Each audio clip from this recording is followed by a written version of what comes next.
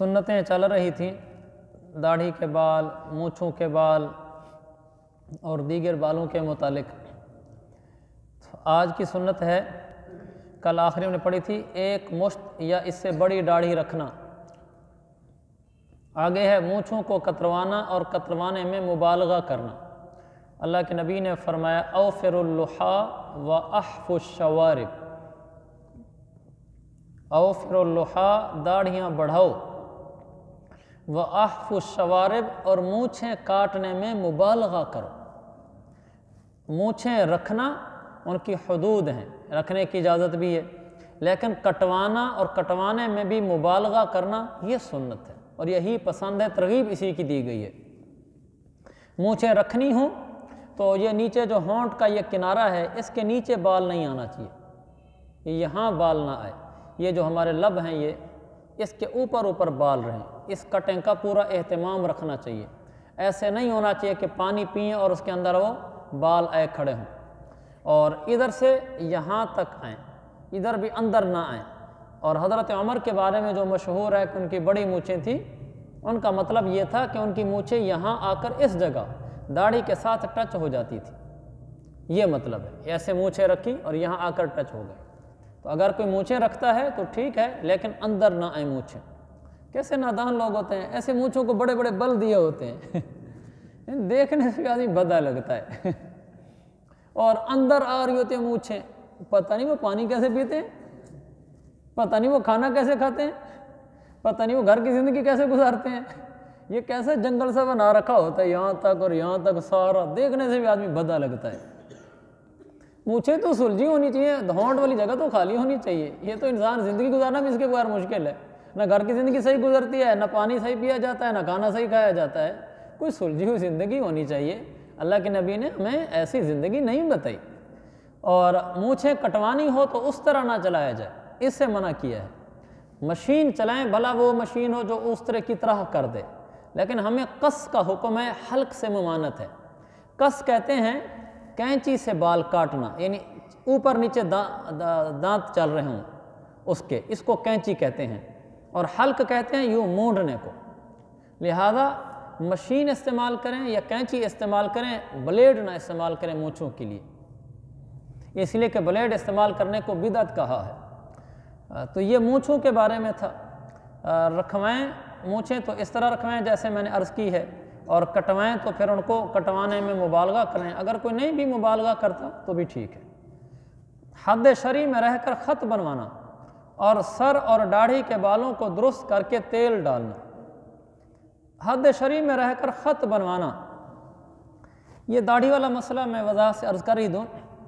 داڑھی بھی ایسے رکھنی چاہیے کہ جس سے سنت کا وقار ظاہر ہو، اور پورا چہرہ بالوں سے بھر نہیں دینا چاہیے۔ اس کے خط کرانے چاہیے، یعنی بال کاٹ لینے چاہیے۔ بعض لوگوں کے قدرتی طور پر بال یا رخساروں کے اوپر بھی آ جاتے ہیں، یہ ناپسندیدہ چیز ہے۔ داڑھی کہتے ہیں، داڑھی اردو میں لفظ صحیح داڑھی ہے، ڈال کے ساتھ۔ داڑھی ڈاڑھ سے نکلا ہے۔ یہ جو ہمارے جبڑے ہیں نا، ڈاڑھ، اس کو داڑھی کہتے ہیں۔ چلو یہ تو اردو کا لفظ ہے، دین تو عربی میں ہے۔ عربی میں داڑھی کو لحیتن کہتے ہیں۔ لحیتن لحیون سے نکلا ہے۔ لحیون جبڑے کو کہتے ہیں۔ جبڑے کے اوپر جو بال ہوتے ہیں یہ داڑھی کہلاتے ہیں۔ بس میں آپ کو اس کا حدود اربع بتاتا ہوں، تاکہ داڑھی رکھنے والے احباب بھی اس کا خیال کریں کہ ہماری داڑھی ایسی ہو کہ اگلے آدمی کو دیکھ کر سنت کا اچھا نقشہ سامنے آئے، اور گھر کی زندگی میں بھی وہ مخل نہ ہو۔ وہ داڑھی یہ ہے،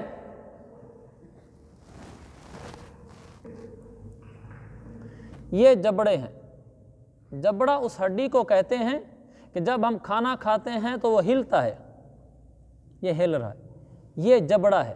اور جبڑے ہمارے دو ہیں، ایک اوپر ہے اور ایک نیچے ہے۔ نیچے والے جبڑے پر اگنے والے بالوں کو عربی میں لحیتن یعنی داڑھی کہتے ہیں۔ لہذا وہ یہاں سے شروع ہوگی داڑھی، یہاں سے اوپر کے بال مڑوا سکتے ہیں۔ یہ دیکھیں، یہ ہلتی ہے جگہ، یہ صاف نظر آ رہی ہے، آپ ہلائیں، یہ دیکھیں یہاں ہل رہی ہے، ہل رہی۔ تو یہ یہاں سے آپ نے داڑھی کے بال شروع ہوتے ہیں، اور یہ جبڑا، نیچے والا جبڑا یہ داڑھی ہے، اوپر والا جبڑا داڑھی نہیں ہے۔ پتہ کیسے چلے گا؟ آدمی منہ بند کر لے، منہ بند کرنے کے بعد یہاں انگلی چلائے اور نیچے والے جبڑے پر لے کر آئے، میں لے کر آ رہا ہوں، منہ کھولنے چاہے، یہ منہ کھل گیا، یہ داڑھی ہے۔ اب اس کو بند کر کے کیسے پتہ چلے گا؟ منہ بند کر کے یہاں ہاتھ رکھے، نیچے والے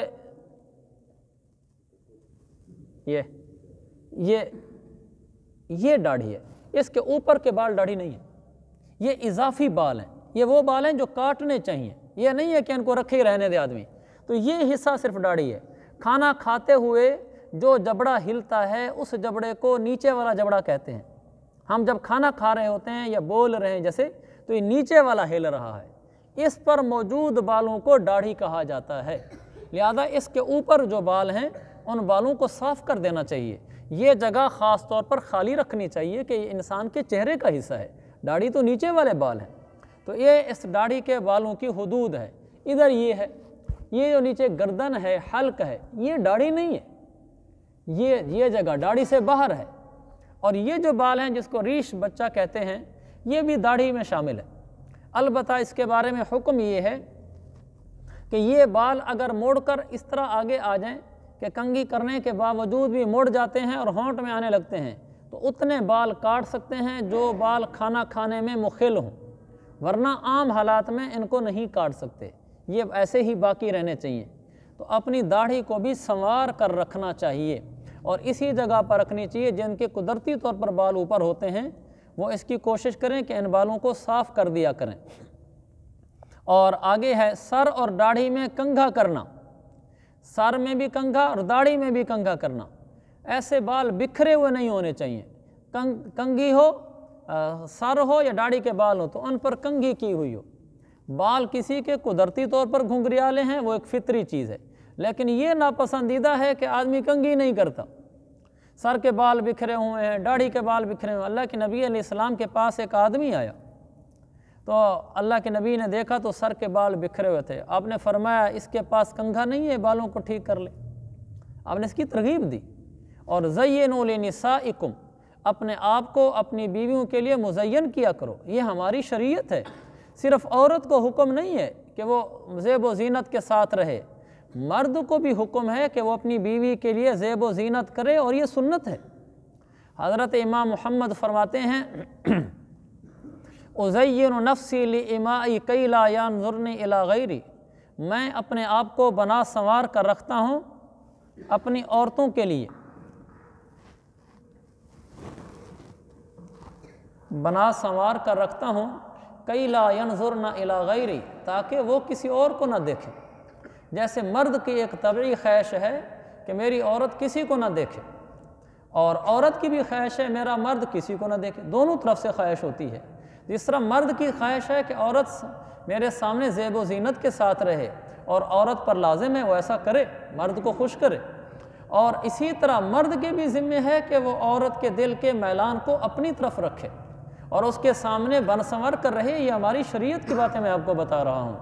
تو اللہ کے نبی صلی اللہ علیہ وسلم ایسے نہیں تھے کہ بال بکھرے ہوئے ہوتے تھے، کنگھی نہیں کیے ہوا، جسم سے بدبو، میرے نبی کے جسم سے تو آتی نہیں تھی، لیکن یہ کہ آپ میلے رہتے ہوں، ظاہر الوضاء، حضور صلی اللہ علیہ وسلم ہر وقت چمکتے رہتے تھے، اتنی صاف طبیعت تھی آپ کی، اور آپ علیہ السلام کی اتنی نفیس طبیعت تھی کہ آپ جب تیل لگاتے تھے سر پر، تیل لگانے کے بعد ایک الگ ٹوپی رکھی تھی جو تیل لگانے کے بعد اوپر پہنتے تھے، تاکہ عام ٹوپی پہنوں گا تو وہ ٹوپی میلی ہو جائے گی اندر سے، پھر وہ ٹوپی سے سمیل بھی آتی ہے، گھر والوں کے پاس بھی آنا جانا ہے، لیکن آپ صاف رہتے تھے، غسل کا اہتمام فرماتے تھے، سرمے کا آپ اہتمام فرماتے تھے، زلفوں کو سنوارنے کا آپ اہتمام فرماتے تھے، تیل لگانے کا آپ اہتمام فرماتے تھے، خوشبو لگاتے تھے، ناخن کاٹ کے رکھتے تھے، لباس صاف ستھرا پہنتے تھے، سفید پہنتے تھے، تیل لگانے کے لیے الگ ٹوپی استعمال کرتے تھے۔ یہ جو ہمارے ہاں درویشی کا ایک نقشہ پیش کیا گیا نا بزرگی کا، جو جتنا میلا کچیلا ہو اور کپڑے بھی ایسے ویسے ہوں، بس جی یہ تو پہنچی سرکار ہے، پتہ نہیں کدھر پہنچی ہوئی سرکار ہے۔ پہنچی ہوئی سرکار وہ ہے جو اللہ کے نبی کی سنت پر چل رہا ہو۔ میں ملتان لاری اڈے پہ کھڑا تھا، تو پتہ نہیں آپ کو بھی دیکھنے سے اتفاق ہوا ہو، ایک آدمی آیا، یہ پٹسن کی بوری نہیں ہوتی جن بوری میں ہم گندم وغیرہ یہ چیزیں ڈالتے ہیں، اس نے اس بوریوں کا لباس پہنا ہوا ہو، کیا کہتے ہیں، سیبے کی بوری، تو اس کا اس نے لباس پہنا ہوا ہو۔ میں بڑا چونک گیا، تو مجھے وہاں پھر میں نے جو دیکھا لوگ اس کی طرف لپک رہے ہوں، میں نے پوچھا یہ کون ہے؟ انہوں نے کہا یہ ادھر ہی اڈے پہ رہتا ہے، بس درویش آدمی ہے، لوگ اس کی عزت کرتے ہیں۔ میں دل میں کہا مگر توف ہے تمہاری عقلوں پر مگر منہ پہ کہتا تو انہوں نے مجھے میرا تیا پہنچا کر دینا تھا۔ انہوں نے کہا تو ہمارے بزرگوں کو کہتا ہے، ہمارے یہاں شعور ہی نہیں ہے، بس اس کو بزرگ بنا رکھا ہے، وہ جی دنیا سے غافل ہے، اس لیے کہ وہ تو کپڑے ہی نہیں پہنتا۔ میرے نبی تو ایسے نہیں تھے کہ اتنے پرسن کی بوریاں پہن رکھی ہیں، آپ نے مہنگا لباس بھی استعمال فرمایا، اور اگر سستا استعمال فرمایا ہے تو صاف ستھرے رہیں آپ، میلے کچیلے نہیں تھے۔ بعض صحابہ مزدور تھے اور وہ کام کاج کرتے تھے، جب مسجد میں آتے تھے تو کام کاج کرنے والے صحابہ 1.5 لاکھ 1.25 لاکھ صحابہ ہیں، سارے تو امیر نہیں تھے، غریب بھی تھے، مزدور بھی تھے، وہ کام کر کے آتے تھے تو مسجد میں بعد وقت جسم میں سے سمیل آ جاتی تھی، تو آپ نے ان کی ترغیب دی غسل کر کے آیا کریں۔ ہمارے نبی کی یہ تعلیم ہے کہ صاف ستھرا رہنا، کنگھی کر کے رہنا۔ میرے نبی نے صحابی کو دیکھ کر کہا کہ اس کے پاس کنگھی نہیں ہے کہ یہ کنگھی کر لیتے۔ کسی آدمی کو کہا، مجھے واللہ عالم صحابی تھے اور تھے، لیکن کوئی آدمی آیا اور بال بکھرے ہوتے، آپ نے فرمایا اس کے پاس کنگھی نہیں ہے، یہ کنگھی کر لیتا۔ تو میرے عزیز وہ یہ صاف ستھرا بن سنور کر رہنا، یہ میرے نبی کی سنت ہے، یہ میرے نبی کی سنت ہے، اور بیوی کا حق ہے، اور گھریلو زندگی کا یہ حصہ ہے۔ ہم آپ کو درویشی نہیں سکھاتے جی، میں کہوں جی بزرگی تو اس کا نام ہے، کپڑے میلے ہیں، بل شدہ ہیں، کوئی ہوش حواس نہیں، کنگھی بھی نہیں کی ہوئی، تیل لگایا ہوا ہے، نہائے کب سے ہے نہیں، مونچھیں بڑی ہوئی ہیں، ناخن بڑے ہوئے ہیں، سارا کوئی پتہ نہیں، جی بزرگ آدمی ہے یہ تو، جوتا میلا ہے، کسی کام کا نہیں ہے، پھٹا ہوا ہے، بس جی یہ اللہ والا آدمی ہے۔ یہ کیسا اللہ والا ہے؟ یہ کوئی اللہ والا نہیں ہے۔ اللہ والا وہ ہے جو سنت کے مطابق رہتا ہے۔ غریب ہے تو غربت کی حدود میں، ہم یہ نہیں کہتے مہنگی چیزیں پہنے، غریب ہے تو اپنی غربت کی حدود میں صاف ستھرا اہتمام کر کے رہنے والا ہو، امیر ہے تو اپنے لحاظ سے رہنے والا ہو، لیکن صاف ستھرا ہو، جاذب نظر ہو۔ ایسا نہ ہو کہ لوگوں کو کراہت ہے، یہ ہمارا دین نہیں ہے۔ میں نے کہا تو صحیح، ظاہر الوضاء، میرے نبی چمکتے رہتے تھے، ہر چیز آپ کی، میں ہر روز سرمہ استعمال کرتے تھے، ہر روز بالوں پہ تیل لگانے کا اہتمام کرتے تھے، زلفیں رکھتے تھے، ان کو سنبھالتے تھے، سفید کپڑا پہنتے تھے، خوشبو استعمال کرتے تھے، غسل کا اہتمام کرتے تھے، میلی چیزیں نہیں استعمال کرتے تھے۔ یہ میرے نبی کی سنت ہے، لمبا ٹاپک ہے یہ، تو یہ میرے عزیز بھائیو ہمارے نبی کی سنت ہے۔ گھر کی زندگی بیوی بچوں کے ساتھ بھی ایسے ملنگ بن کر نہیں رہنا چاہیے، وہاں بھی صاف ستھرا رہنا چاہیے، کہ یہ ہماری شریعت ہے۔ اللہ عمل کی توفیق عطا فرمائے۔